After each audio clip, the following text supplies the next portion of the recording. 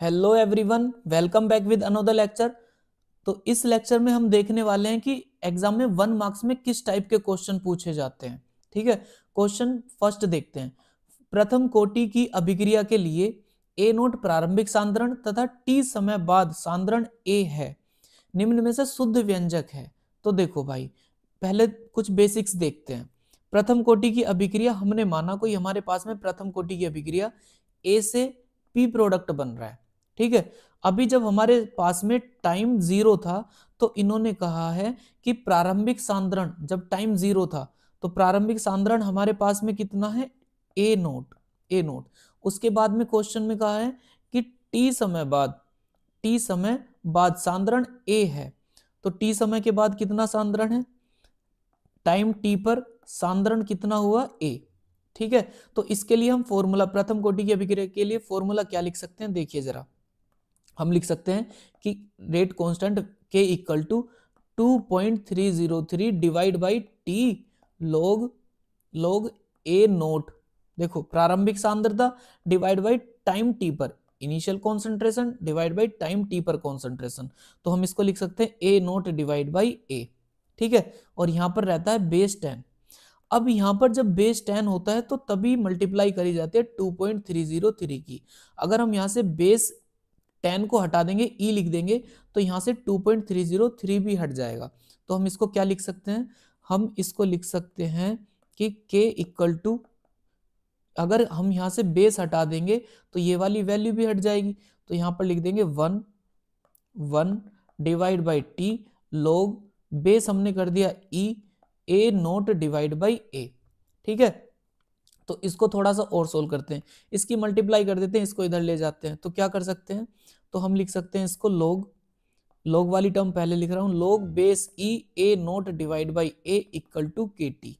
ठीक है, इतना भी कर सकते हैं। अब देखो, मैथमेटिक्स थोड़ा सा अप्लाई करते हैं। अगर हमने कभी, हमारे पास में लॉग बेस ई और हमारे पास में ए इक्वल टू एक्स है। ठीक है, log a base e equal to X है। तो हम इसको अगर यहां से a की वैल्यू फाइंड करना चाहें तो ये जो e है ना, e इस x को अपनी पावर बना लेता है। तो यहां से क्या लिख सकते हैं, a इक्वल टू ई की पावर x, ये भी लिख सकते हैं। तो सेम कंडीशन यहां पर अप्लाई करेंगे कि यहां पर e है, ये e क्या करेगा, अगर हमें इसकी वैल्यू फाइंड करनी है तो ये e इसको अपनी पावर बना लेगा। तो क्या लिख सकते हैं, हम लिख सकते हैं इसको कि A naught divide by A equal to e की पावर के टी, ई की पावर के टी। अब इसको क्या कर दें, इस ए को इधर ले जाए तो क्या होगा, देखो जरा। तो ए नोट इक्वल टू ए ई की पावर के टी, ऐसे भी लिख सकते हैं। सपोज करो हमें किसकी वैल्यू फाइंड करनी है, ए की वैल्यू फाइंड करनी है। तो ए की अगर वैल्यू फाइंड करनी है तो इस ई की पावर के टी से इसको जाकर डिवाइड कर देंगे। तो हम लिख सकते हैं यहीं से कि A naught divide by E की पावर के टी। भाई ये जाकर डिवाइड करेगा ना इसको। तो देखो, अगर अभी ये ई की पावर नीचे प्लस में है और इस ई की पावर को अगर ऊपर लेकर जाना चाहते हैं तो ये ई की पावर हो जाएगी ऊपर जाकर माइनस में। तो हम इसको लिख सकते हैं ए equal to A naught e की पावर, नीचे प्लस में थी ऊपर जाएगी तो माइनस के टी। तो हमारे पास में रिलेशन क्या आया, रिलेशन आया हमारे पास में, रिलेशन आया ए equal to A naught e की पावर माइनस के टी। अभी देखते हैं कि हमारा जो ऑप्शन में दिया हुआ है क्या, कौन सा ऑप्शन मैच है। देखते हैं आंसर क्या है हमारा। हम सोल्व करने के बाद में, आंसर सोल्व करने के बाद में आया है A equal to A naught e की पावर माइनस के टी। तो A equal to A naught, एक मिनट सॉरी, देखते हैं क्या आया है। आंसर आया है A equal to A naught e की power minus k t, A equal to A naught e की power minus k T.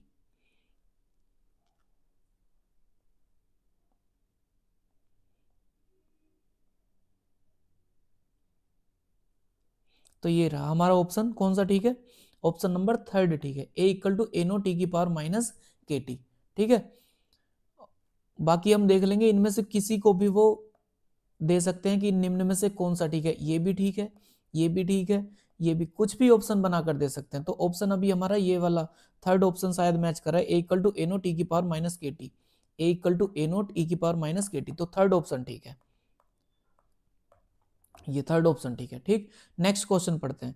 Next question है कि बेंजल्डिहाइड का सल्फ्यूरिक अम्ल की उपस्थिति में नाइट्रीकरण कराने पर क्या होता है। देखो बेंजल्डिहाइड का फॉर्मूला देखते हैं भाई। बेंजल्डिहाइड का फॉर्मूला होता है जब बेंजीन पर लगा होता है CHO ग्रुप, CHO ग्रुप। तो इस बेंजल्डिहाइड को जरा ध्यान से देखिए, इस बेंजल्डिहाइड में CHO ग्रुप है, तो इसको हम लिख सकते हैं C double bond O single bond H। ठीक है, अब इस बेंजीन पर एक ऐसा एटम जुड़ा हुआ है जिसने डायरेक्टली किसी दूसरे एटम से डबल बॉन्ड बनाया हुआ है। तो अगर कभी बेंजीन पर कोई ऐसा एटम जुड़ा है जिसने डायरेक्टली डबल बॉन्ड बनाया है, तो आने वाली जो अटैकिंग स्पीसीज होती है, अटैकिंग रिएजेंट होता है, वो जाकर जुड़ता है मेटा पोजीशन पर। देखो इसको बोलते हैं ऑर्थो मेटा पैरा, तो आने वाली जो अटैकिंग स्पीसीज है वो जाकर जुड़ेगी मेटा पोजीशन पर। तो क्या कहा है क्वेश्चन में, कहा है हमसे कि बेंजल्डिहाइड का सल्फ्यूरिक अम्ल की उपस्थिति में नाइट्रीकरण कराने पर प्राप्त होता है। तो सल्फ्यूरिक अम्ल की उपस्थिति में नाइट्रीकरण कराना है हमने इस बेंजल्डिहाइड का। देखो कैसे करते हैं भाई, ये बेंजल्डिहाइड है,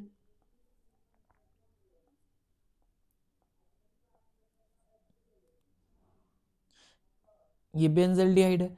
बेंजल्डिहाइड को बेंजीन पर CHO लगा होता है, जब ये नाइट्रिक एसिड नाइट्रिक अम्ल के साथ रिएक्शन करता है तो OHNO2 हम इसको लिख सकते हैं।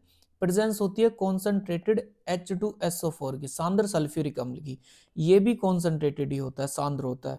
तो देखो अगर यहाँ से ये बॉन्ड ब्रेक हुआ तो ऑक्सीजन और नाइट्रोजन के बीच में ऑक्सीजन ज्यादा इलेक्ट्रोनिगेटिव है, इस पर निगेटिव, इस पर कैसा चार्ज आएगा, पॉजिटिव। अब मैंने कहा इस बेंजल्डिहाइड में CHO ग्रुप है, तो इसमें कैसा बॉन्ड है, कार्बन ने बनाया हुआ है ऑक्सीजन के साथ डबल बॉन्ड। तो आने वाली स्पीसीज कहां पर अटैक करेगी, मेटा पोजीशन पर।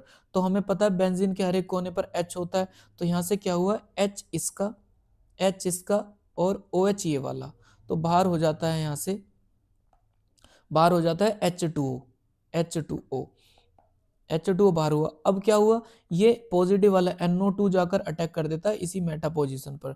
तो बनता क्या है, बेंजीन पर बेंजल्डिहाइड पर जाकर जुड़ जाता है CHO और यहाँ पर जाकर जुड़ जाएगा NO2। अब इसका नाम देखते हैं। अगर यहाँ पर ये मेन ग्रुप है तो ये पोजीशन ऑर्थो, ये कौन सी, मेटा। तो हम इसका नाम लिख सकते हैं Meta nitro benzaldehyde, Meta nitro benzaldehyde. क्योंकि ये कौन है, बेंजल्डिहाइड, और इस बेंजल्डिहाइड के मेटा पोजीशन पर लगा है नाइट्रो, तो नाम क्या हुआ, मेटा नाइट्रो बेंजल्डिहाइड। देखते हैं कौन सा ऑप्शन, मेटा नाइट्रो बेंजल्डिहाइड, ये ऑप्शन नंबर थर्ड ठीक है। ठीक है, उसके बाद में नेक्स्ट क्वेश्चन देखते हैं। नेक्स्ट क्वेश्चन है प्राथमिक अमीनों के परीक्षण में प्रयुक्त होने वाली अभिक्रिया है। तो प्राथमिक अमीन अभिक्रिया देते हैं कार्बिल अमीन अभिक्रिया, तो ऑप्शन नंबर सेकंड ठीक है। तो आई होप आपको ये सारे क्वेश्चन समझ आए होंगे। मिलते हैं आपसे नेक्स्ट लेक्चर में। Thank you.